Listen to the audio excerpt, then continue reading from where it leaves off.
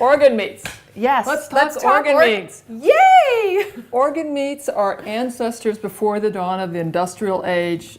Easily 30% of the protein that we consumed would have been organ meat. So heart, tongue, gizzards, liver, lungs, kidneys, etc.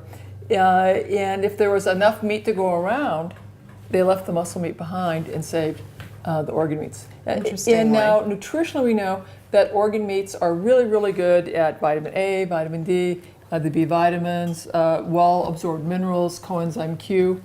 And did you know that we hear eat carrots, get your vitamin A. Carrots and vegetables are filled with beta-carotene and carotenoids, which our body has to convert into to vitamin. retinol, vitamin A.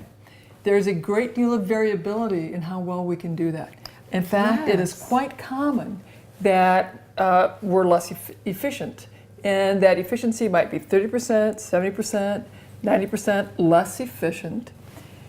What I tell folks is, if you are healthy, ideal body weight, no mental health issues, you probably have good enzymes that can do all these conversions. But if you're not, if you have a chronic health problem, a mental health, neurologic, autoimmune problems, your enzymes are probably inefficient, and you really will benefit from ramping up your nutrition, including vitamin A, including organ meats. So what I've done is, because you can sometimes buy gizzards. You want to pull out the gizzard for us? I'm going to find there. So here's a gizzard.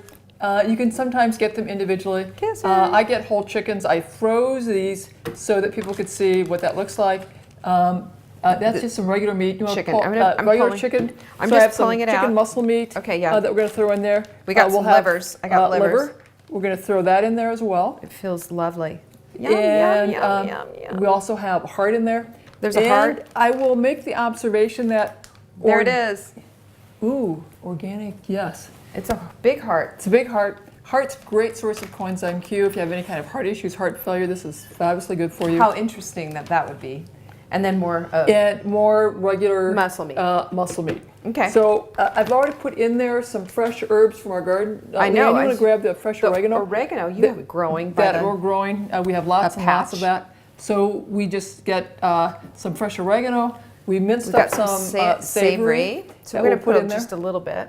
Put in some savory. I also like to put in black pepper. The reason we put in black pepper is that it really absorbs your ability to increase your absorption of these antioxidants that are available in the herbs. A lot of health benefits.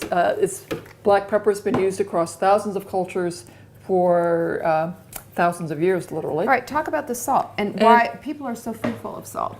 So we are fearful of salt. Refined salt has a lot of additives that are anti-caking. Including sugar, dextrose. That are really not good for us. Sea salt, whether it is Himalayan sea salt or the sea salt from Utah, or real salt. Real salt, or the sea salt that's harvested from the sea, has the minerals that we grew up with in the sea that our biology needs. The reason sea salt tastes so wonderful to most of us is that we are mineral depleted. Yes. And so that's why it has this beautiful taste. Don't be afraid of salt. Be afraid of refined salt. Yes. So if it has an umbrella on the package, you don't want that salt. It's probably not so good for you. All right, so we're just throwing in a little bit of onions. A few onions. For flavor and for sulfur. Right? And we'll just sort of pulse this up, grind it up, and then talk about this pan that we have. Oh, so earlier, because we have healthy pigs. Actually, I don't have them personally, but we buy meats from farmers and from their organic grocer. And so we fried up some bacon, and this is a nice greasy pan. Greasy pan from that bacon. We'll have some bacon fat with it. Saturated fat, it's good for you when it's from the healthy animals. We will saute this up in the healthy fat, and this is really a lovely meal, lovely hors d'oeuvre. And we've added all these wonderful spices to it. So, Leanne, pulse away. Pulse. And this will take a while. Keep going. Keep going. Keep going.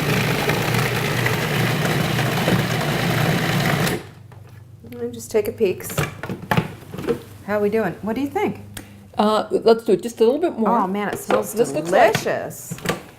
And I am not fond, as you know, of Yeah. bitters. Now, what this does, I'm gonna this say lets this is you it. hide your organ meat. Hide your organ meat. You can. What do you think? This is beautiful. Isn't that gorgeous? So this looks like a lovely sausage with fresh Yeah. herbs in it. Has lovely aroma, bouquet.